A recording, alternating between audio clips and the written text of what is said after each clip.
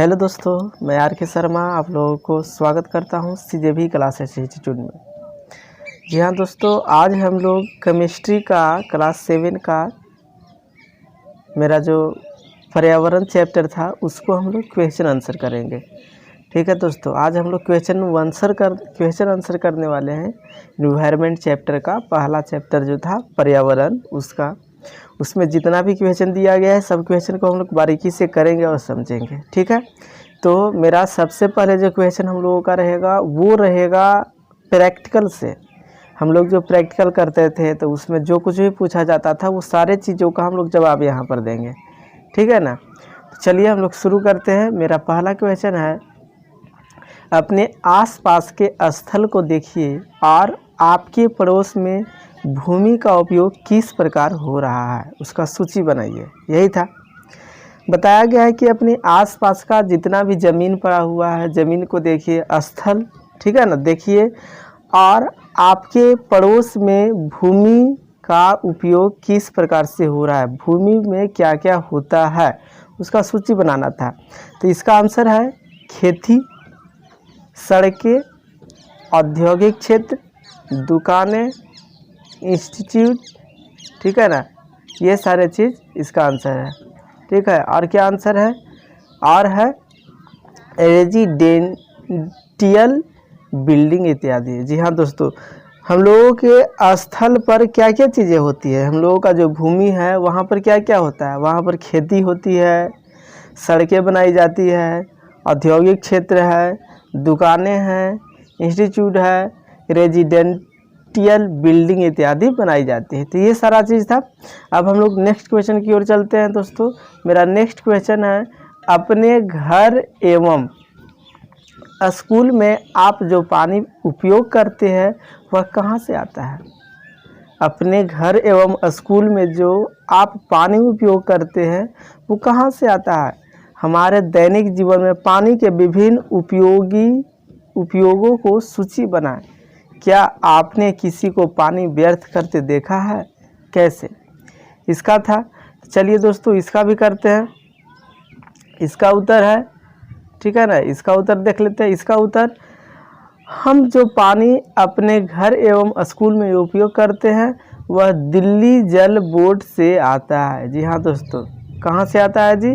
हम लोग जो नलकूप यूज करते हैं वो कहाँ से आता है? नलकूप दिल्ली बोर्ड से आता है। ठीक है, पानी के उपयोग की सूची, पानी के उपयोग क्या है उसका सूची यहाँ पर दिया गया है। यहाँ पर हम लोग बनाए हैं पीने के लिए, धुलाई के लिए, सफाई के लिए, भोजन तैयार करने के लिए, नहाने के लिए, सिवार में छोड़ने के लिए। ठीक है, तो ये सारा चीज़ है, इस पानी का उपयोग है और ढेर सारा पानी का उपयोग है।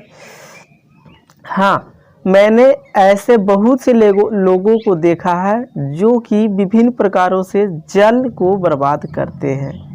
वे जब अपने दांतों में ब्रश करते हैं तब तक नल को खुला रखते हैं।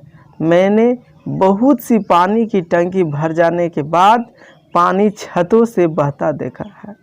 प्रत्येक दिन मैंने देखा है कि बहुत से लोग अपने कार धोते हैं और सड़कें को भी जो उनके घर के सामने होती है, सड़क के किनारे लगे नल से पानी बहता रहता है लेकिन कोई बंद नहीं करता।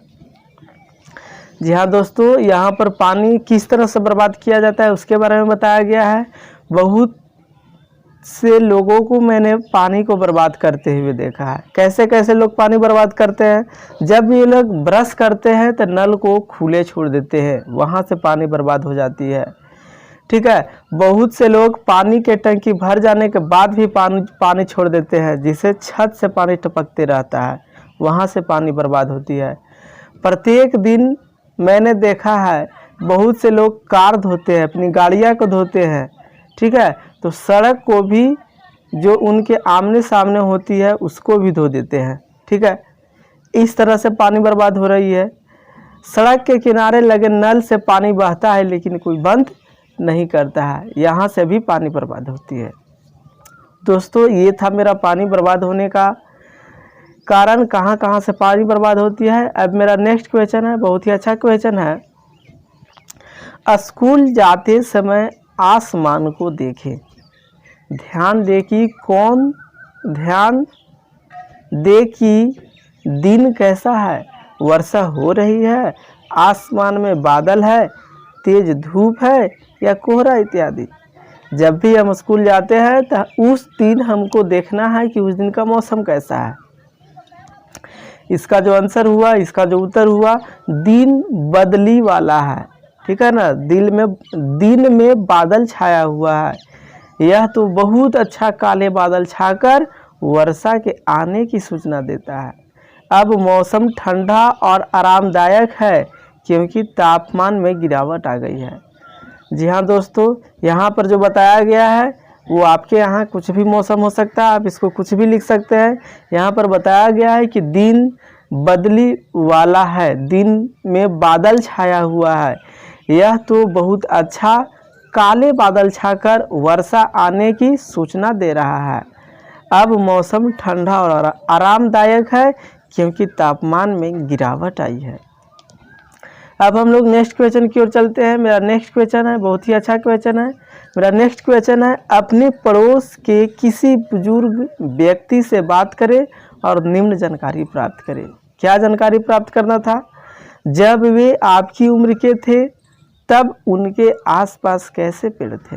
दूसरा, उस समय के घर के अंदर खेले जाने वाले खेल कौन थे। तीसरा, उस समय उनका पसंदीदा फल क्या था। चौथा, गर्मी एवं सर्दी का मौसम वे कैसे बिताते थे। ये सारे जवाबों को हम लोग को जवाब मांगना है। प्राप्त जानकारी को दीवार, बुलेटिन बोर्ड पर प्रदर्शित करें, ठीक है। तो इसका जो आंसर है दोस्तों, इसका आंसर है पहला, वो कौन कौन से खाते थे, कौन कौन से पेड़ उस टाइम था। तो आम का पेड़ था, अमरूद का पेड़ था, पपीता, लीची, अनार इत्यादि के पेड़ थे, ठीक है। क्या क्या खेलते थे जी। दूसरा क्वेश्चन, लूडो, शतरंज, कैरम बोर्ड। क्या क्या खेलते थे। लूडो खेलते थे, शतरंज खेलते थे और कैरम बोर्ड खेलते थे। तीसरा, गर्मियों के समय वे केले के पेड़ों की घने छाया में बैठते थे। गर्मियों में वे लोग केला जो होता था तो केला के घने छाया में बैठते थे। चौथा, गर्मियों के समय वे केले के पेड़ों की घनी छाया में बैठते थे। जाड़े के समय में आग के पास बैठकर समय बिताते थे। जाड़े में किसके पास बैठते थे। जाड़े में बैठते थे किसके पास। जाड़े के दिनों में बैठते थे आग के पास, ठीक है ना। वे धूप में बैठकर सूर्य की गर्मी भी लेते थे। सर्दी के दिन में कोई भी लोग गर्मी लेना महसूस करेंगे, इसलिए आग के पास बैठते थे वे लोग सर्दी के दिनों में। और कहाँ बैठते थे जी। और गर्म जगह पर जहाँ आग लगा करके तापा जाता है, ठीक है। अब हम लोगों का नेक्स्ट क्वेश्चन है। नेक्स्ट क्वेश्चन अब हम लोग बुक के क्वेश्चन पर आते हैं, ठीक है। पारितंत्र क्या है, निम्न प्रश्नों के उत्तर दीजिए। इसमें पहला जो मेरा क्वेश्चन था दोस्तों, बहुत अच्छा क्वेश्चन था। पारितंत्र क्या है, हम लोग किए थे कि एक ठीक है ना। इसका आंसर जो है हम फटाफट दे देते हैं। वह तंत्र जिसमें समस्त जीवधारी आपस में एक दूसरे के साथ तथा पर्यावरण के उन भौतिक एवं रासायनिक कारकों के साथ परस्पर क्रिया करते हैं जिसमें वे निवास करते हैं, पारितंत्र कहलाता है। ये सब ऊर्जा और पदार्थ के स्थानांतरण द्वारा संभव है। पारितंत्र क्या है। पारितंत्र क्या है इसके बारे में कर रहे थे। पारितंत्र जिसमें समस्त जीवधारी, पारितंत्र वह है जिसमें दुनिया के सभी जीवधारी आपस में एक दूसरे के साथ, ठीक है, आपस में एक दूसरे के साथ तथा पर्यावरण के भौतिक और रासायनिक कारकों के साथ संबंध बनाए रहते हैं, परस्पर क्रिया करते रहते हैं, जिसमें वे निवास करते हैं। जहाँ वे लोग रहते हैं वहाँ के समस्त जीवधारी और पर्यावरण के साथ तालमेल बनाकर रखते हैं, वही पारितंत्र कहलाता है। यह सब ऊर्जा और पदार्थ के स्थानांतरण द्वारा संभव है। जी हाँ दोस्तों, ये सब ऊर्जा, ठीक है ना, और पदार्थ को स्थानांतरण, एक पदार्थ को दूसरे को दे करके और ऊर्जा के स्थानांतरण करके हम लोग पारितंत्र आपस में बना सकते हैं, तभी ये संभव है, ठीक है। मेरा नेक्स्ट क्वेश्चन है ख, प्राकृतिक पर्यावरण से आप क्या समझते हैं? प्राकृतिक पर्यावरण से आप क्या समझते हैं?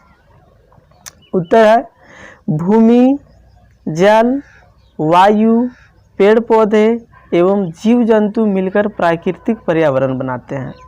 जी हाँ दोस्तों, प्राकृतिक पर्यावरण कौन कौन बनाते हैं? भूमि, जल, वायु, पेड़ पौधे एवं जीव जंतु मिलकर प्राकृतिक पर्यावरण बनाते हैं। दूसरे शब्दों में पृथ्वी पर उपस्थित उन समस्त जैविक और अजैविक तत्वों का योग प्राकृतिक पर्यावरण कहलाता है। अगर हम लोग दूसरे भाषा में कहना चाहें तो पृथ्वी पर उपस्थित सभी जैविक और अजैविक, ठीक है, सजीव और निर्जीव तत्वों के योग से प्राकृतिक पर्यावरण का निर्माण होता है। या फिर पृथ्वी पर पाए जाने वाले सभी सजीव और निर्जीव तत्वों के मिलने से प्राकृतिक पर्यावरण कहलाता है। ठीक है, ये हो गया। अब हम लोगों का जो नेक्स्ट क्वेश्चन है, नेक्स्ट क्वेश्चन बहुत ही अच्छा है। पर्यावरण के प्रमुख घटक कौन कौन से हैं? जी हाँ, पर्यावरण के प्रमुख घटक कौन कौन से हैं? पर्यावरण के उत्तर पर आते हैं। पर्यावरण के प्रमुख घटक, पहला है प्राकृतिक घटक। प्राकृतिक घटक में कौन कौन आ गए? खनिज, भूमि, पेड़ पौधे, पशु पक्षी, जल, वायु आदि। जी हाँ दोस्तों, प्राकृतिक घटक में खनिज, भूमि, पेड़ पौधे, पशु पक्षी, जल इत्यादि आ गए। ठीक है, दूसरा बात करते हैं मानव निर्मित घटक। तो मानव निर्मित घटक कौन कौन सा है जी? यातायात के साधन, संचार के साधन, उद्योग, पार्क आदि। ठीक है, ये हो गया। अब हम लोग आगे चलते हैं। मेरा नेक्स्ट क्वेश्चन है मानव निर्मित पर्यावरण के 4 उदाहरण दीजिए। कितना उदाहरण देना है? 4 उदाहरण देना है। किसका? इंसान के द्वारा बनाए हुए पर्यावरण पर। ठीक है ना। मानव निर्मित पर्यावरण के उदाहरण यातायात के साधन, संचार के साधन, उद्योग, पार्क इत्यादि। ठीक है, ये सब मानव के द्वारा बनाया हुआ है। अब हम लोगों का नेक्स्ट क्वेश्चन है स्थल मंडल क्या है? ठीक है ना। पृथ्वी के ठोस परपटी या कठोर परत को स्थल मंडल कहते हैं। जी हाँ दोस्तों, पृथ्वी के ठोस परपटी या कठोर ऊपरी परत को, कौन सा परत को? ऊपरी परत को स्थल मंडल कहते हैं। यह चट्टानों एवं खनिजों से बना होता है एवं मिट्टी की पतली परत से ढका होता है। यह पहाड़, पठार, मैदान आदि जैसे विभिन्न स्थलाकृतियों वाला विषम धरातल है। ये स्थलाकृतियाँ महाद्वीपों के अलावा महासागर की सतह पर भी पाई जाती है। स्थल मंडल वह क्षेत्र है जो हमें वन, कृषि एवं मानव बस्तियों के लिए भूमि, पशुओं को चरने के लिए घास स्थल प्रदान कराता है। यह खनिज संपदा का भी एक स्रोत है। जी हाँ दोस्तों, स्थल मंडल खनिज संपदा का भी एक स्रोत है। हम लोग स्थल मंडल का एक बार फिर से हम लोग देख लेते हैं, उसका डायरेक्ट डिफिनेशन पढ़ते हैं। स्थल मंडल वह क्षेत्र है, स्थल मंडल वह क्षेत्र है जो हमें वन, कृषि एवं मानव बस्तियों के लिए भूमि, पशुओं को चरने के लिए घास स्थल प्रदान कराती है। यह खनिज संपदा का एक प्रमुख उदाहरण है। ठीक है, स्थल मंडल हम लोग समझ गए कि स्थल मंडल पृथ्वी पर ठोस परपट्टी और कठोर भूमि परत का बना हुआ है। ठीक है, अब हम लोग नेक्स्ट क्वेश्चन की ओर चलते हैं। मेरा नेक्स्ट क्वेश्चन है जीवीय पर्यावरण के 2 घटक क्या है? जीवीय पर्यावरण के 2 घटक क्या है? ठीक है, जो सांस लेते हैं उनके 2 घटक क्या है? तो उनका 2 जीवीय पर्यावरण के 2 घटक हैं। पहला पेड़ पौधे, दूसरा पशु पक्षी। अब हम लोग नेक्स्ट क्वेश्चन की ओर चलते हैं। मेरा नेक्स्ट क्वेश्चन है जैव मंडल क्या है? कौन सा जी? जैव मंडल क्या है? इसका उत्तर हो गया पादप एवं जीव जंतु मिलकर सजीव संसार का निर्माण करते हैं। पादप यानी कि पेड़ पौधे और जीव जंतु मिलकर के सजीव संसार का निर्माण करते हैं, जिसे जीव मंडल कहते हैं। जीव मंडल किसे कहते हैं? पेड़ पौधे और जीव जंतु मिलकर के सजीव संसार का निर्माण करते हैं, जिसे जीवमंडल कहते हैं। यह पृथ्वी का वह संकीर्ण क्षेत्र है जहां स्थल, जल एवं वायु को मिलकर जीवन को संभव बनाते हैं। जी हाँ दोस्तों, यह पृथ्वी का वह संकीर्ण क्षेत्र है, मात्र एक ऐसा क्षेत्र है पृथ्वी का, एक ऐसा छोटा क्षेत्र है पृथ्वी का जहाँ पर जल, वायु और जल एवं वायु मिलकर जीवन को संभव बनाते हैं। न तो यहाँ पर स्थल होती, न जल होती और न ही वायु होती, तो इसके बिना जीवन नहीं बनता। ये सारे चीज़ पृथ्वी पर मौजूद हैं। अब हम लोग नेक्स्ट क्वेश्चन की ओर चलते हैं। मेरा नेक्स्ट क्वेश्चन है सही उत्तर चिन्हित करें। जी हाँ, सही उत्तर चिन्हित करें। पहला क, इनमें से कौन सा प्राकृतिक पारितंत्र नहीं है? प्राकृतिक पारितंत्र नहीं है यानी कि तालमेल नहीं मिलता है, ठीक है ना। ऑप्शन मरुस्थल, दूसरा ताल, तीसरा वन। तो इसका सही जवाब है ताल। इसका सही जवाब है ताल। प्राकृतिक पारितंत्र नहीं है, ठीक है ना। तो तालाब इंसान के द्वारा बनाया हुआ रहता है। मरुस्थल कौन बनाते हैं? तो मरुस्थल प्राकृतिक बनाया हुआ है। वन क्या है? वन को भी प्रकृति के द्वारा बनाया गया है, लेकिन तालाब इंसान खुदवाता है, इसलिए प्राकृतिक पारितंत्र ताल यानी कि तालाब नहीं है। नेक्स्ट क्वेश्चन, इनमें से कौन सा मानवीय पर्यावरण की घटक नहीं है? इनमें से कौन सा मानवीय पर्यावरण, ठीक है ना, मानवीय पर्यावरण का घटक नहीं है? ऑप्शन स्थल, धर्म, समुदाय, ठीक है। तो इसमें स्थल जो है मानवीय पर्यावरण का घटक नहीं है, धर्म इंसान का घटक है, समुदाय मानव का घटक है, लेकिन स्थल, ठीक है ना, स्थल प्राकृतिक घटक है, ठीक है ना। स्थल कौन सा घटक है जी? स्थल प्राकृतिक घटक है, ठीक है। अब हम लोग नेक्स्ट क्वेश्चन की ओर चलते हैं। नेक्स्ट क्वेश्चन ग, इनमें से कौन सा मानव निर्मित पर्यावरण है? इनमें से कौन सा मानव निर्मित यानी कि मानव के द्वारा बनाया हुआ पर्यावरण है? ऑप्शन पहाड़, दूसरा समुद्र, तीसरा सड़क। तो इसका सही जवाब है सड़क। सड़क मानव निर्मित द्वारा बनाया हुआ पर्यावरण है। पहाड़ प्राकृतिक पर्यावरण है, प्राकृतिक के द्वारा बनाया हुआ है। समुद्र प्राकृतिक के द्वारा बनाया हुआ है, लेकिन सड़क को इंसान बनाता है, इसलिए सड़क मानव निर्मित पर्यावरण है। अब हम लोग नेक्स्ट क्वेश्चन की ओर चलते हैं जी। मेरा नेक्स्ट क्वेश्चन है, इनमें से कौन सा पर्यावरण के लिए खतरा है? इनमें से कौन सा पर्यावरण के लिए खतरा है? पादप का वृद्धि होना, दूसरा जनसंख्या वृद्धि, तीसरा फसल वृद्धि। इसका सही जवाब है जनसंख्या वृद्धि। हाँ, जनसंख्या वृद्धि पर्यावरण के लिए खतरा है। पादप वृद्धि, अगर पेड़ पौधे में वृद्धि हो जाएंगे तो उससे पर्यावरण के लिए कोई खतरा नहीं है, पर्यावरण में शुद्ध हवा ही मिलेगा। जनसंख्या बढ़ जाएगा तो रहने के लिए जगह की ज़रूरत होगी, पेड़ पौधे की कटाई होगी, फसल की मांग बढ़ जाएगी, ठीक है। तो इससे पर्यावरण पर खतरा पड़ेगा। फसल वृद्धि, अगर अनाज की वृद्धि बढ़ जाती है तो लोगों को अच्छे से संपूर्ण मात्रा में भोजन मिलेगा, वो भी सस्ते दामों में, ठीक है। तो पर्यावरण के लिए सबसे ज़्यादा खतरा क्या है? जनसंख्या वृद्धि। नेक्स्ट क्वेश्चन है जी, मेरा नेक्स्ट क्वेश्चन है, निम्नलिखित स्तंभ को मिलाकर सही जोड़े बनाएं। जी हाँ दोस्तों, यहाँ पर जोड़ा बनाना है। एक तरफ क, ख, ग, घ, एक तरफ 1 2 3 4। हम पढ़ देते हैं, क्या है? जैव मंडल, वायुमंडल, जल मंडल, पर्यावरण मंडल। किससे मिलाना है?